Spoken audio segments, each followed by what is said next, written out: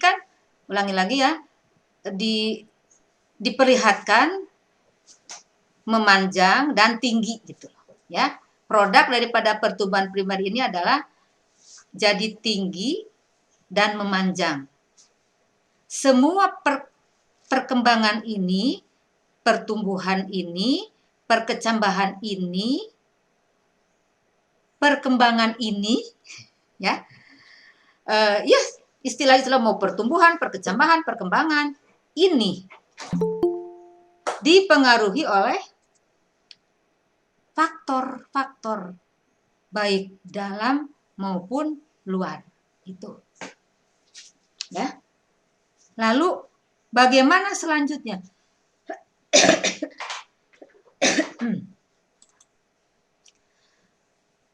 Selanjutnya, nah, apakah selesai sampai itu aja atau tidak gitu loh?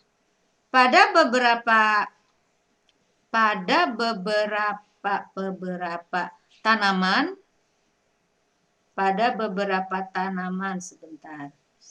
Pertumbuhan sekunder.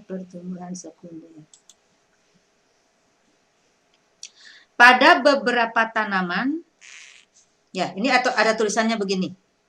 Jika kita perhatikan secara cermat, batang-batang tumbuhan di sekitar lingkungan tempat kita tinggal, dari hari ke hari bukan hanya semakin tinggi, tetapi juga semakin besar. Ada nggak sini ya?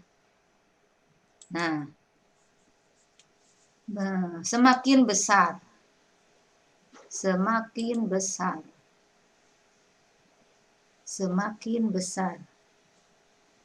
Nih.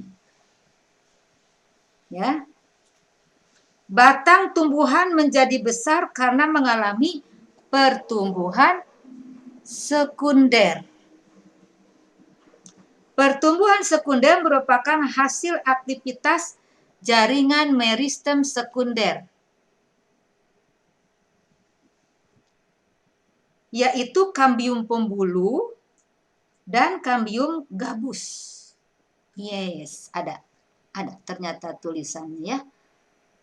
Ingat, Ibu menjelaskan ini dengan catatan kalian sudah paham tentang pertumbuhan primer. Ya. Pertumbuhan sekunder. Batang tumbuhan menjadi besar karena mengalami pertumbuhan sekunder yang merupakan hasil aktivitas jaringan meristem sekunder, yaitu kambium.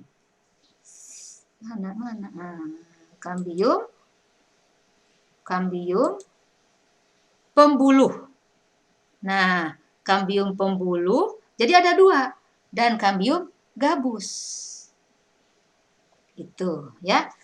Nah, jadi aktivitas pertamanya menjadi besar itu, besar loh, dan tebal. Karena aktivitas yang pertama dari meristem sekunder, yaitu kambium pembuluh, yang terdapat pada, belum bicara di kambium gabus ya, yang terdapat pada, mudah-mudahan jaringan internet di rumah ibunya lancar nih ya. Ini pada, ini huruf warna apa ya yang muncul tadi? Oh merah ya. Ya pada stele, daerah stele. Masih ingat daerah stele? Di stele ini kan ada xilem, ya, ada phloem, masih ingat itu ya? Jadi kalau digambarkan, nih,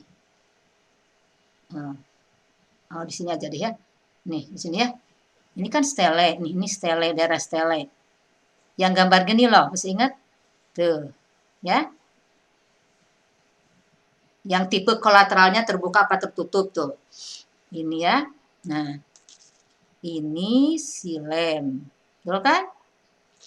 Ini bolehlah phloemnya. Tuh, yang itu. Jadi, nah ini apa ini? Ini stele. Kalau bicara lapisan. Stele. Jadi posisinya di stele atau di silinder pusat. Tapi ini pun daerah yang namanya kambium pembuluh. Nah, gitu maksud Ibu ya. Jadi begini. Kalau lingkaran yang ini dikatakan lapisan, ini lapisan stele namanya atau silinder pusat. Masih ingat ya? Materi kelas 11 yang semester 3. Dan di sini sel-selnya atau jaringannya ditempati oleh yang namanya kambium. Namanya kambium pembuluh. Karena memang di sini merupakan jaringan pembuluh. Itu pembuluh silem yang ke arah dalam dan pembuluh fluem yang ke arah luar. Nah, kambium pembuluh ini ya, kambium pembuluh ini sifatnya meristem. Sifatnya meristematis. Apa arti meristematis? Selalu membelah sel-selnya. Membelahnya kemana? Membelahnya ya. Ini jadi Ibu menerangkan konsepnya ya. Sorry. Mana? Membelahnya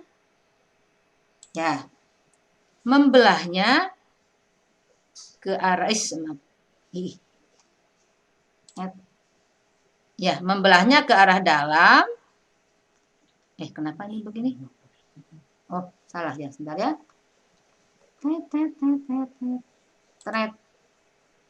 Hapus dulu.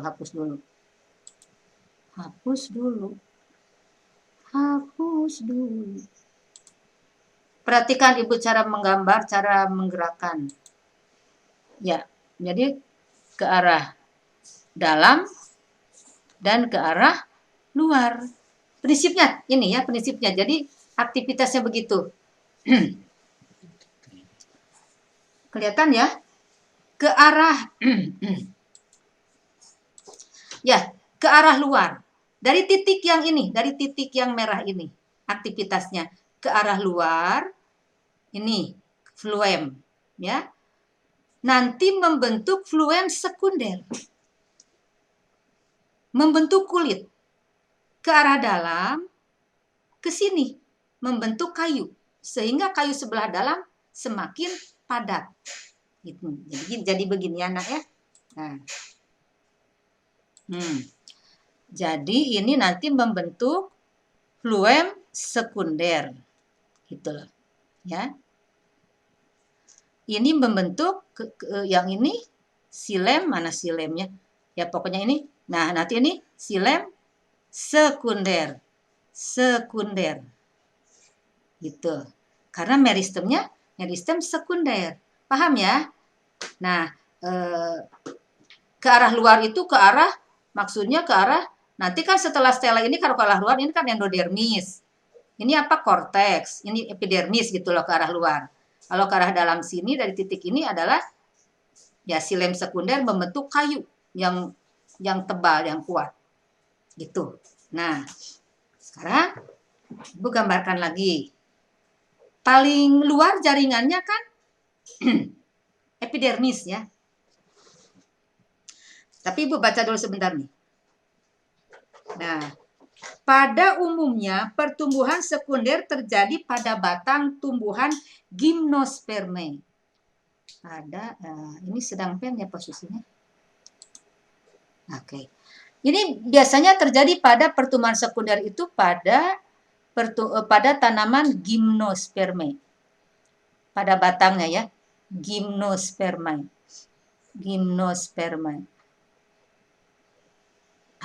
Jelek. Sebentar. Ibu pengen rada sempurna nulisnya. Gimnosperma. Ini sambil ingatkan Ibu, suara Ibu masih jelas ya, dan wajah Ibu masih ada.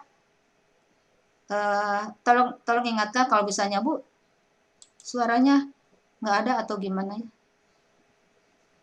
Nah, gimnospermae dan dikotil. Ini maksudnya lebih banyak terjadi pada ini. Pengetahuan ini kalian sudah tahu lah ya. Ini pada batang. Kebanyakan terjadinya pada batang. Oke. Jadi aktivitas ini ke arah dalam, ke arah luar. Nah, yang menyebabkan batang menjadi besar gitu. Ya. Kemudian akibat dari aktivitas meristem sekunder tersebut yang terjadi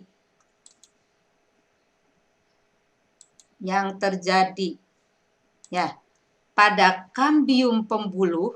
Jadi awalnya ini ya, pada kambium pembuluh, kan kalau pertumbuhan primer mak pada titik tumbuh, meristem primernya. Kalau ini di kambium pembuluh, ulangi lagi ya, yaitu di daerah lapisan stele, ada kambium di sini. Nanti akibat daripada aktivitas kambium pembuluh ini menyebabkan, Ibu sengaja belum menggambar di sini, Ibu sengaja ya. Karena ini kaitannya ke kalimat yang di sini. Nanti menyebabkan, Ibu gambar lagi. Yang ini Ibu tarik ke sini gambarnya ya. Kamu harus paham. Pengetahuan dasarnya tetap tentang struktur tumbuhan. Yaitu gambarnya beginilah ya. Langsung aja gambarnya. Ibu menggambarkan di sini ada daerah yang namanya. Nah, ini adalah epidermis. Jaringan paling di luar itu epidermis. Tahu kan? Kan jaringan pada tumbuhan itu kan dari arah luar, epidermis, korteks, endodermis, stele gitu loh. Nah, ini keterangannya dulu ya. Sekunder. Ini keterangannya. Floem sekunder dan jaringan di luarnya berkembang menjadi kulit. Nah, pakai ini dulu.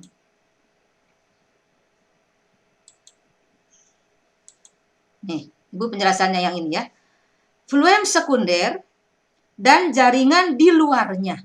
Berarti di luar floem. Berkembang menjadi kulit. Selama bertahun-tahun, pertumbuhan kayu lebih cepat dan tidak seimbang dengan pertumbuhan kulitnya. Yang disebut kayu itu daerah dalam. Yang disebut dengan kulit daerah floemnya, ke arah luar. Epidermis yang dihasilkan oleh pertumbuhan primer, nah maksud Ibu ini, akan pecah-pecah. Mengelupas, kering, dan jatuh dari batang. Epidermis berfungsi sebagai pelindung. Nih. Sehingga jika mengalami kerusakan, akan mengganggu jaringan yang terdapat di dalamnya. Nah, berarti dalamnya berarti ke arah sini. Untuk itu, tumbuhan membentuk jaringan pelindung baru yang dihasilkan oleh kambium gabus. Nah, inilah yang dimaksud dengan kambium gabus cerita ini atau velogen. Ya. Gambarkan dulu biar kamu paham. Nah, warnanya ini deh. Ya, berarti nah yang ungu ini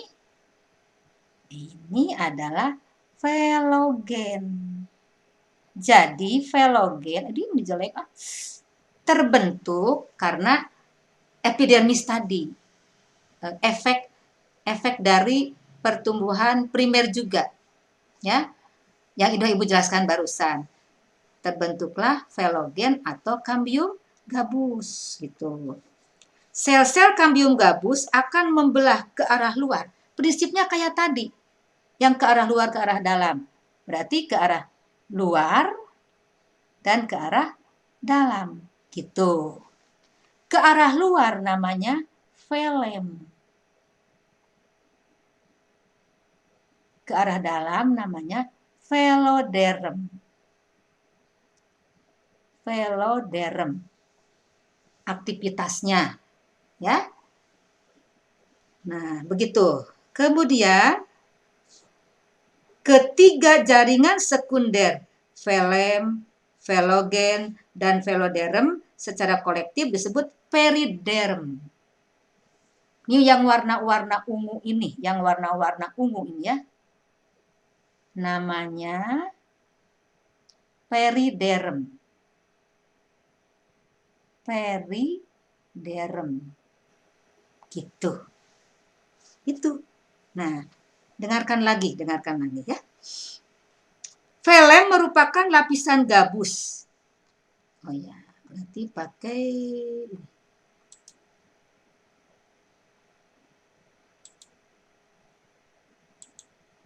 dengan catatan, Ibu percaya pada kalian semuanya sedang ada di dalam Vicon ini, tidak ada yang keluar masuk, sedang menyimak, ya. Velem, nah ini velem. Velem merupakan lapisan gabus yang terdiri atas sel-sel mati, ini velem, yang mengandung suberin atau bahan berlilin pada dinding selnya sehingga kedap air dan udara.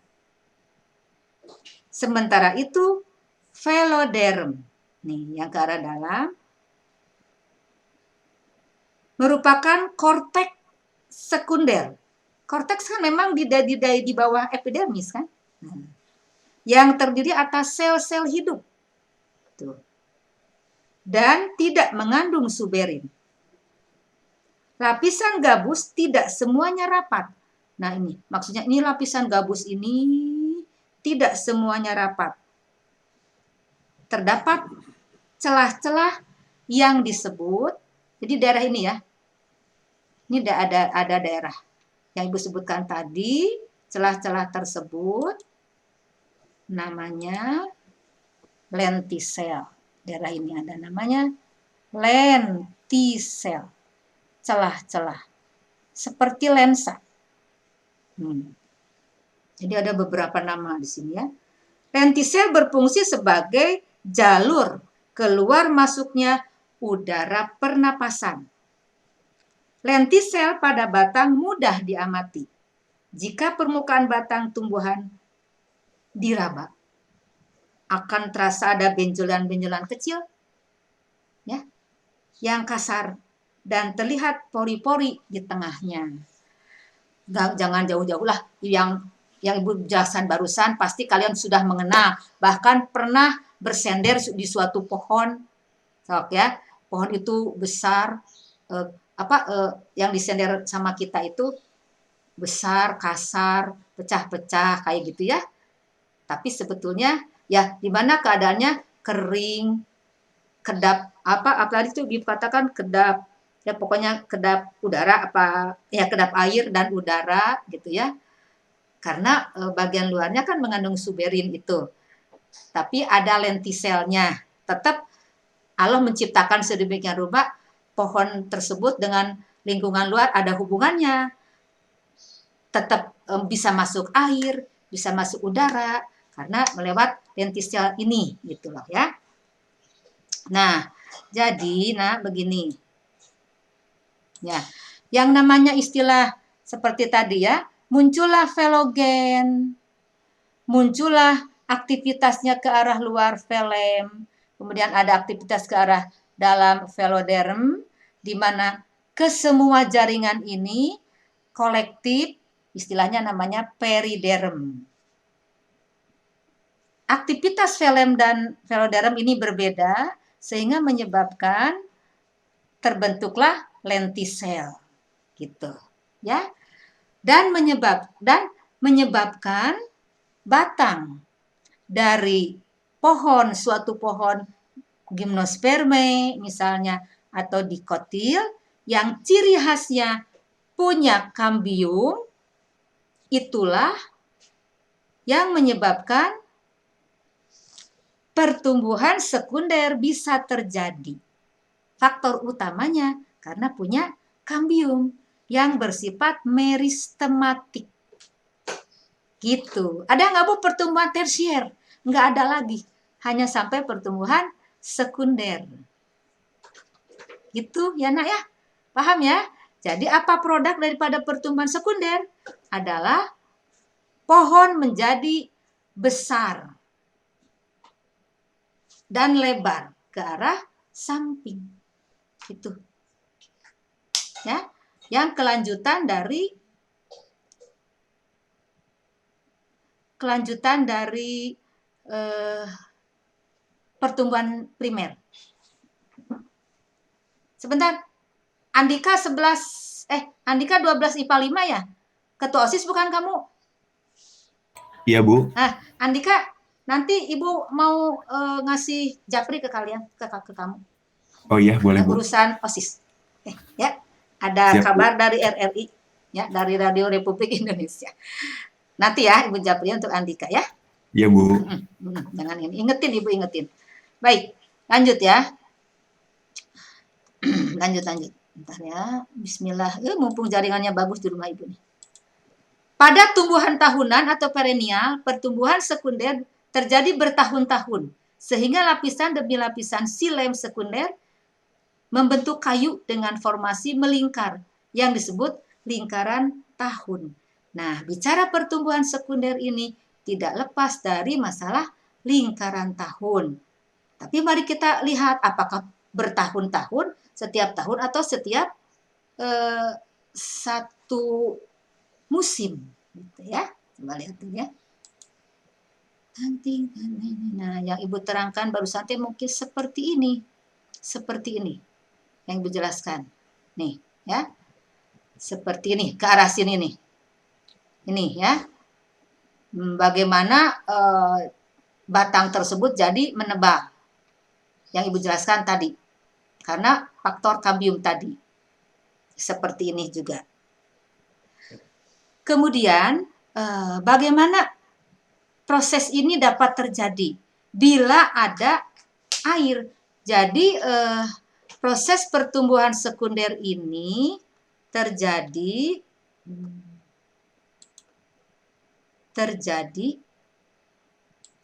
bila ada nutrisi.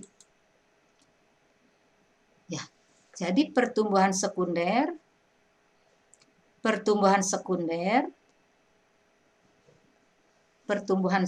ini dapat berlangsung sekunder. Ya. Bila ada nutrisinya mencukupi. Misalnya ya musim hujan ini misalnya ya. Musim hujan maka akan melakukan seperti yang Ibu terangkan barusan. Ya, mengalami aktivitas ke arah luar dan ke arah dalam. Karena banyak nutrisi. Sehingga nutrisi merupakan faktor eksternal. Jadi Ibu bicara ini otomatis langsung dengan faktor-faktor yang memengaruhi ya. Yang memengaruhi proses pertumbuhan dan perkembangan pada suatu tumbuhan. Ya. Ini. Tercoba apa? Nah, nutrisi ini merupakan faktor eksternal. Merupakan faktor eksternal untuk yang memengaruhi. Eksternal. Nih. Kemudian, kenapa? Karena di situ banyak air, banyak mineral tuh. Air, mineral, ya, otomatis. Air, mineral, apalagi garam mineral dan sebagainya. Pokoknya faktor-faktor eksternal akan sangat mendukung proses pertumbuhan dan perkembangan pada tumbuhan tersebut. Pertumbuhan dan perkembangan pada pertumbuhan sekunder tersebut, lalu akan berhenti dengan sendirinya istilahnya. Seperti yang diperlihatkan oleh garis-garis seperti ini. Dari 1 ke 2 ini bukan 1 tahun, tapi garis ini menandakan, misalnya nih garis ini. Dari 2 ke garis ini. Ya. Nah, itu menandakan berhenti dulu. Karena kurang untuk kalaupun melaksanakan pertumbuhan sekunder ini kurang. Karena bahannya kurang, istilahnya ya, untuk melakukan proses pertumbuhan untuk yang kedua kali. Yang sekunder dikarenakan musim kemarau misalnya. Kalau musim kemarau kan kurang nutrisinya. Tapi tidak berarti mati. Ya. Ya dormansi boleh, ya. Di mana dormansi ini juga dipengaruhi oleh faktor internalnya, yaitu hormon-hormon apa gitu ya. Kemudian diam dulu gitu. Nih, seperti ini ya. Sehingga ada keterangannya. Nah, sebentar. Ini dan bentuk ini membentuk suatu lingkaran yang konsentris. Yang disebut lingkaran tahun. Memang konsentris karena batang kan bentuknya seperti begini. Gitu. Sehingga ada istilah kayu musim kemarau, kayu musim hujan. Gitu. Ya. Kayu musim kemarau yang ini yang ada garis merah kemarau. Diam. Jadi ada garis indikatornya gitu ya. Kalau kayu musim hujan yang ini agak luas. Karena aktivitasnya memang pada waktu musim hujan banyak nutrisi. Ini penggambaran lebih jelasnya lagi. Pertumbuhan di waktu musim kemarau dan musim hujan. Ini maksudnya penjelasan dari ini. Ibu yakinlah kalian paham ya. Paham banget. Karena apalagi kalau kalian sudah kuat banget pengetahuannya tentang struktur tumbuhan. Ya, kita lihat lagi. Di sini. Kemudian ini juga penjelasannya lagi sama saja. Pertumbuhan sekunder. Ya, Ibu tadi katakan ini adalah bagian yang namanya velogen. Periderm itu dari velogen, tepatnya periderm itu lengkapnya ya, terdiri dari velogen. Velogennya kan ada bagian yang namanya periderm itu terdiri dari sebetulnya ya, velogen, apalagi velem, dan veloderm. Tuh ya, kolektif dari itu. Ya, sebetulnya sebentar. Mana? Ya. Jadi apa hasil aktivitas jaringan meritem sekunder?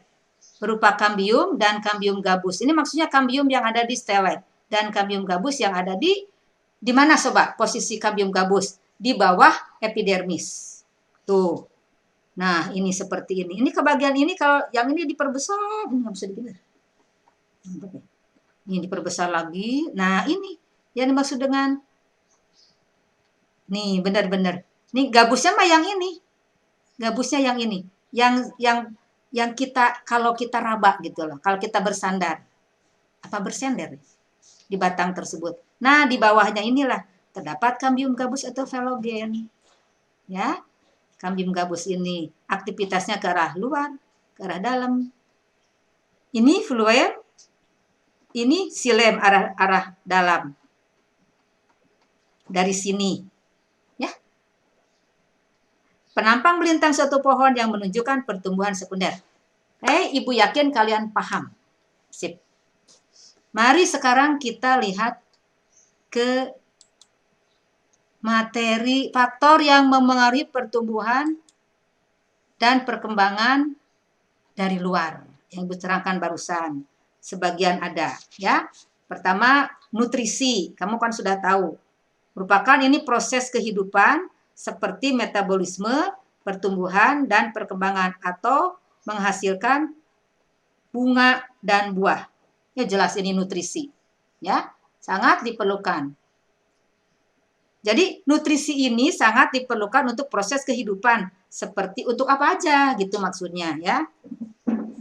Untuk metabolisme, pertumbuhan, dan perkembangan atau menghasilkan bunga dan buah. Lalu bicara pada pertumbuhan dan perkembangan. Jadi apa Ibu tulis? Apa Ibu perlu tulis di sini? Apa untuk apa coba? Untuk apa? Untuk apa? Putih. Ini putih bukan? Belum ya? Belum. Mana putih? Ya.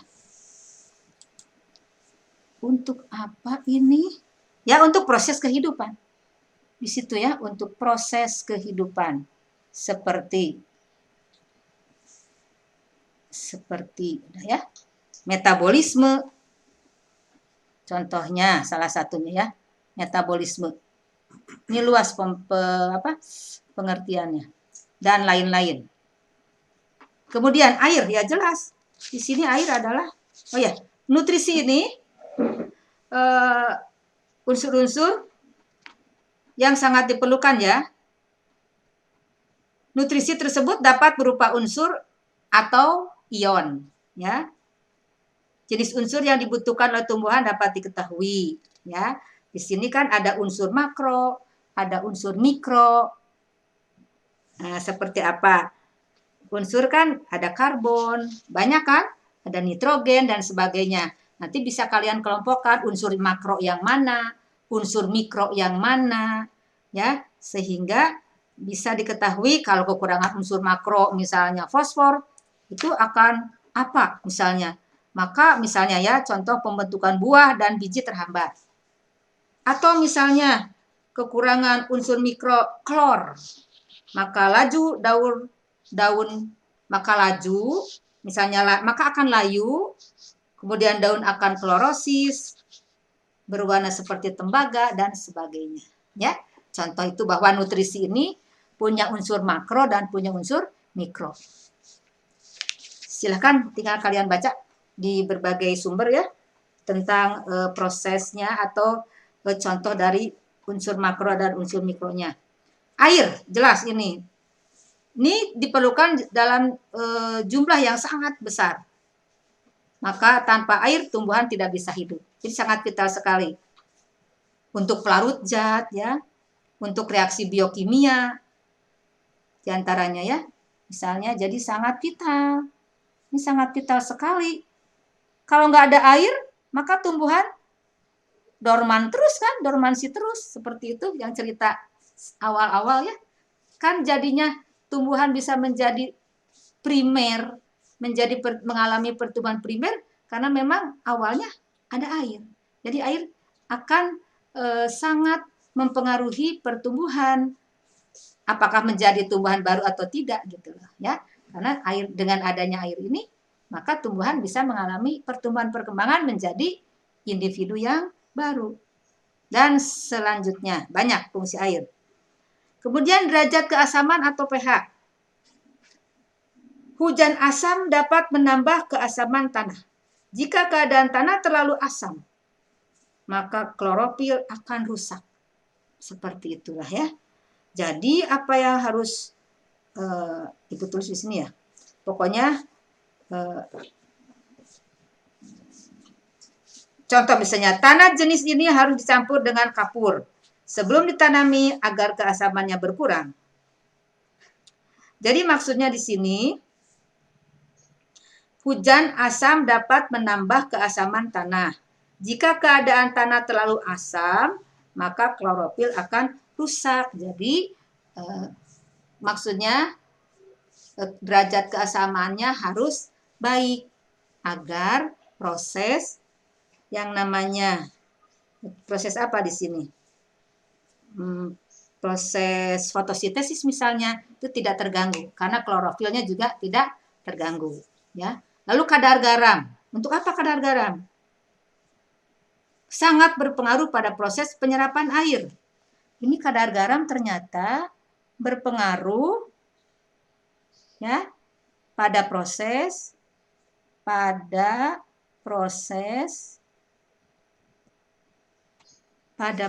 apa nih? Penyerapan air.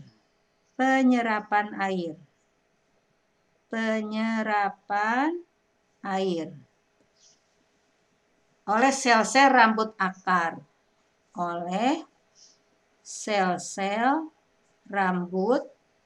Di antaranya gitu ya. Nanti lengkapnya kamu bisa membaca sendiri. Kadar garam air tanah yang terlalu tinggi menyebabkan sel tumbuhan kehilangan cairan karena akan mengalami plasmolisis. Jadi kalau kadar garamnya tinggi. Nah, jadi kalau kadar garamnya tinggi, maka akan menyebabkan plasmolisis. Apa itu plasmolisis? Barangkali Raffi tahu. Plasmo, dari kata plasma. Plasma, lisis, lepas. Lepasnya plasma dari sel, gitu. Karena kadar garam airnya terlalu tinggi. Ini kaitannya dengan materi osmosis. Ya. Oksigen jelas diperlukan untuk bernapas. Ya. Untuk bernapas. Tanpa adanya oksigen, maka pertumbuhan perkembangan sulit terjadi. Tumbuhan dapat tumbuh dan berkembang dengan baik jika kebutuhan terhadap oksigen tercukupi. Kekurangan oksigen dapat merangsang produksi hormon etilen yang menyebabkan beberapa sel dalam korteks akan mengalami penuaan dan mati. Itu diantaranya. Cahaya. Selain berpengaruh langsung terhadap proses fotosintesis, ya, cahaya juga cahaya matahari di sini berpengaruh terhadap pertumbuhan. Apa sih? Ya jelas, pada awal-awal pertumbuhan cahaya tidak diperlukan ya. Karena hormon auksin akan terganggu pertumbuhannya. Ya sehingga dengan berkurangnya cahaya di awal-awal menyebabkan etiolasi.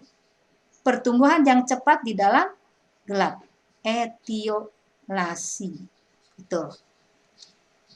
Cepat, bagus. Tapi kalau terus begitu ya tidak bagus. Karena tumbuhan juga memerlukan cahaya untuk proses fotosintesis. Agar bisa melakukan fotosintesis. Ya. Jadi cahaya pada awalnya tidak diperlukan, tapi pada proses berikutnya diperlukan untuk proses fotosintesis. Suhu, ya, suhu di sini jelas harus suhu yang optimum, kaitannya dengan kerja enzim. Optimum. Ini kaitannya dengan kerja enzim. Enzim itu sifatnya harus segalanya optimum, suhu yang optimum, pH yang optimum. Salah satu faktor yang memengaruhi kerja enzim adalah suhu. Suhu yang kurang sesuai akan menyebabkan kerja enzim di dalam sel-sel kurang optimal. Sehingga proses metabolisme seperti fotosintesis akan terganggu. Ya, tapi tiap tumbuhan akan berbeda suhu dan pH-nya, tergantung sifat daripada tumbuhan tersebut. Kelembaban. Kelembaban udara maupun tanah berkaitan dengan ketersediaan air. Ya, kelembaban udara memengaruhi laju transpirasi dan sebagainya gitu. Gravitasi juga ternyata mempengaruhi terhadap proses pertumbuhan dan perkembangan. Contoh, pertumbuhan akar menunjukkan respon gravitasi positif. Sedangkan pertumbuhan tunas menunjukkan maaf begini maksudnya ya. Pertumbuhan pada tumbuhan memperlihatkan respon terhadap gravitasi. Pertumbuhan akar menunjukkan respon gravitasi positif. Sedangkan pertumbuhan tunas menunjukkan respon gravitasi negatif. Ya sesuai dengan arah pertumbuhannya. Lalu sentuhan untuk apa? Pada tumbuhan yang merambat, misalnya anggur dan mentimun, pada umumnya mempunyai organ pelilit berupa sulur. Sulur tersebut pada awalnya tumbuh lurus. Itu, ya. Nah, kemudian, tetapi jika menyentuh sesuatu akan melilit dia. Ya. Benda tersebut, sentuhan tersebut akan menghambat pertumbuhan sel-sel sehingga terjadi perbedaan laju pertumbuhan gitu. Ya. Dan seterusnya. Jadi lilitan-lilitan itu akibat adanya sentuhan-sentuhan dari tanaman tersebut. Lalu organisme parasit dan herbivora. Organisme parasit pada tumbuhan dapat berupa virus, bakteri, dan jamur. Organisme parasit tersebut mengambil sari makanan dari tumbuhan inang, sehingga tumbuhan inang yang ditumpangi akan terganggu pertumbuhan dan perkembangannya, bahkan dapat mengalami kematian. Kesimpulannya begini anak ya, karena Ibu tidak memungkinkan untuk ditulis semuanya. Jadi ini beberapa faktor luar atau eksternal yang sangat memengaruhi proses pertumbuhan dan perkembangan. Apakah tumbuhan ini menjadi bagus, menjadi kuat, ya. Pokoknya istilahnya menjadi dikatakan sempurna sih enggak ya. Dalam prosesnya menjadi tanaman baik primer maupun sekunder tergantung dari faktor ini yang memengaruhinya sebagai apa saja begitu. Ada yang memang harus ya. Tapi dengan adanya ini pun misalnya cahaya, suhu, kelembaban itu harus memenuhi syarat tertentu gitu ya istilahnya ya. Dan selain yang eksternal juga ada yang ya internalnya. Yang internalnya jelas ini ya. Yaitu gen dan hormon terutama. Jadi jadinya tanaman tersebut menjadi demikian memang gennya itu, bibitnya itu istilahnya. Gen ini berfungsi mengatur reaksi kimia dalam sel, terutama reaksi sintesis protein. Kan protein itu untuk membangun. Sehingga tumbuhan tersebut struktur selnya demikian, jadinya demikian, karena yang merangkainya asam aminonya, yang membentuk protein yang sifatnya membangun memang bibitnya seperti itu gitu ya, sehingga bisa berbeda dengan tanaman yang lain. Jadi gen ini yang pertama istilahnya yang mempengaruhi jadi tumbuhan apa jadinya ya. Jadi gen ini berfungsi mengatur reaksi kimia dalam sel, terutama reaksi sintesis protein dan enzim, sehingga memengaruhi bentuk dan ukuran tumbuhan tuh. Bentuk dan ukuran tumbuhan. Ini bisa berkaitan awal-awalnya dengan perkecambahan kimiawinya. Lalu hormon, faktor dari dalam, walaupun hormon itu bisa sintesis. Ini merupakan substansi yang sangat aktif dalam proses metabolisme. Nah, ini hormon-hormon yang mempengaruhinya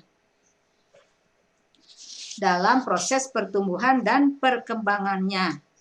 Auksin untuk pembelahan sel, giberelin untuk proses awal perkecambahan, sehingga giberelin ini bisa memberikan sinyal kepada lapisan yang namanya aleron itu ya, untuk menyekresi enzim-enzimnya, sehingga bisa mengeluarkan atau membentuk monomernya untuk membentuk energi, untuk membentuk untuk membentuk dan akan berfungsi sebagai energi, sebagai pembentuk membran sel, sebagai pembentuk struktur sel. Gas etilen ini nanti digunakan untuk apa gas etilen? Sebagai mempercepat proses pematangan buah. Lalu untuk dalam pengguguran daun. 2%. Ini udah 2%. Ya. Dan seterusnya. Nah, sitokinin ini untuk pemanjangan sel. Kerjasama dengan auksin ini, ya, sehingga pada awal-awal pertumbuhannya sel itu selain membelah banyak juga memanjang, sehingga pertumbuhan primer jadi tinggi dan memanjang. Sedangkan asam absisat yang merupakan hormon yang memperlambat atau menghentikan pembelahan dan pemanjangan sel. Ya.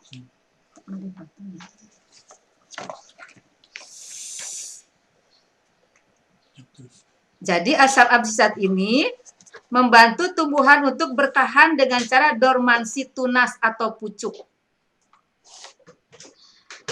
Jadi berhenti sementara gitu maksudnya ya, karena situasi, kondisi daripada lingkungan yang kurang menguntungkan.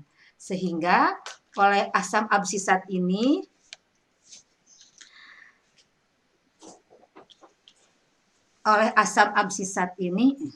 ya.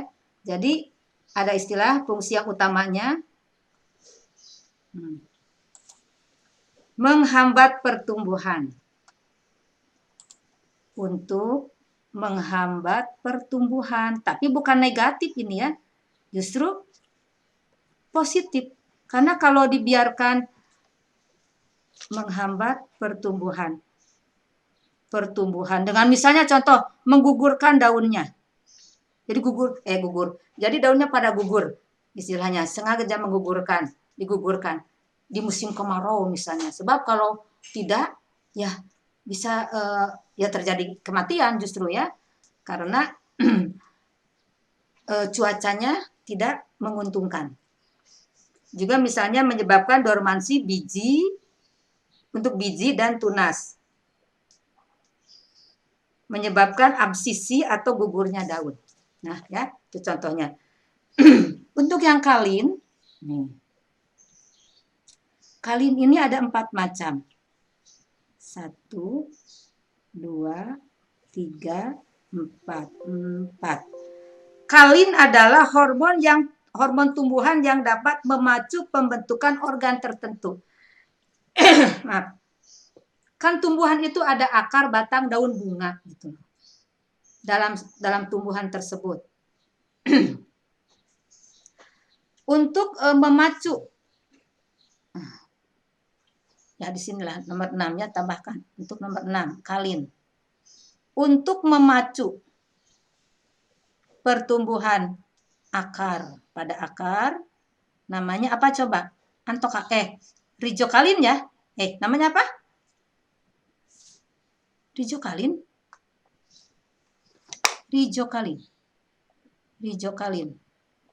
Untuk memacu pertumbuhan pada daunnya, filokalin.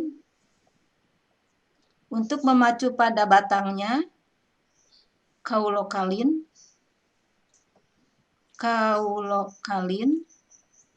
Untuk memacu pada bunganya, antokalin.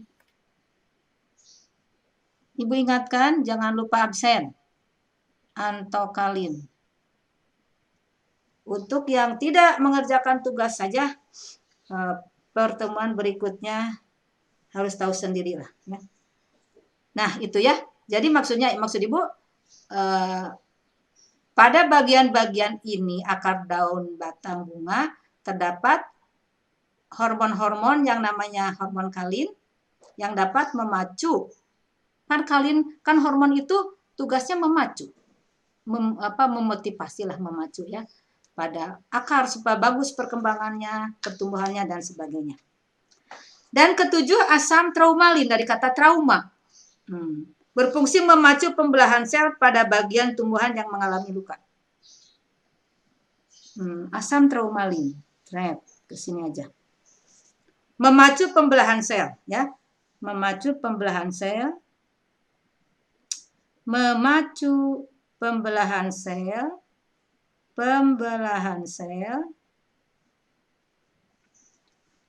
pada bagian tumbuhan yang mengalami luka.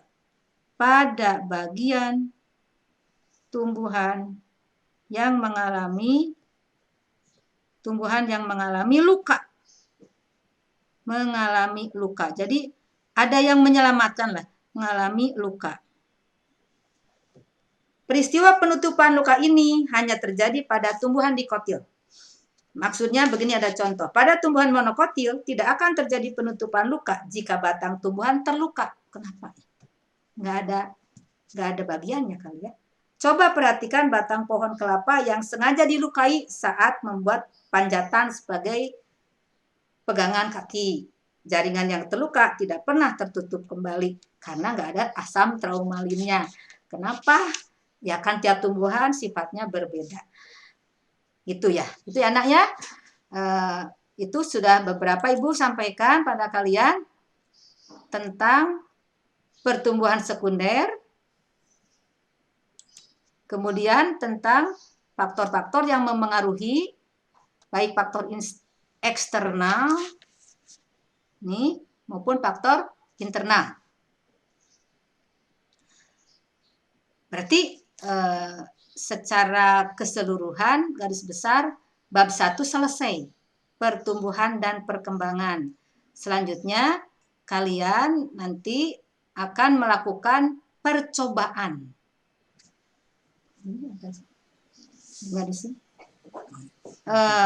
Ya, sambil Ibu akan nge-share absen untuk kalian ya. Nah, sambil menunggu absen sedang di-share, jadi begini. Kalau nggak keburu hari ini menjelaskan tentang LKS-nya, gambarannya begini. Tapi besok pasti dijelaskan satu-satu LKS-nya ya. Nah, untuk pengulangan itu nanti ada di YouTube, tapi belum ke YouTube kan sama ibunya. Jadi begini, pengerjaannya, gambarannya. Itu LKS ada 4. LKS-nya ada 4. Dan Ibu sudah menerima dari Rafli nama-nama kelompoknya dan nama-nama siswanya. Dari keempat LKS tersebut, oleh kalian di kelompoknya diundi. Silakan, siapa yang kebagian LKS 1, 2, 3, dan 4. Jadi masing-masing 1. Ya.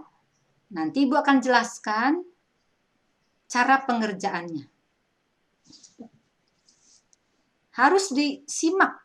Nih contohnya LKS 1. Kelihatan belum ya? Belum. Belum kelihatan. Belum ya? Belum kelihatan oleh kalian. Ini contoh aja.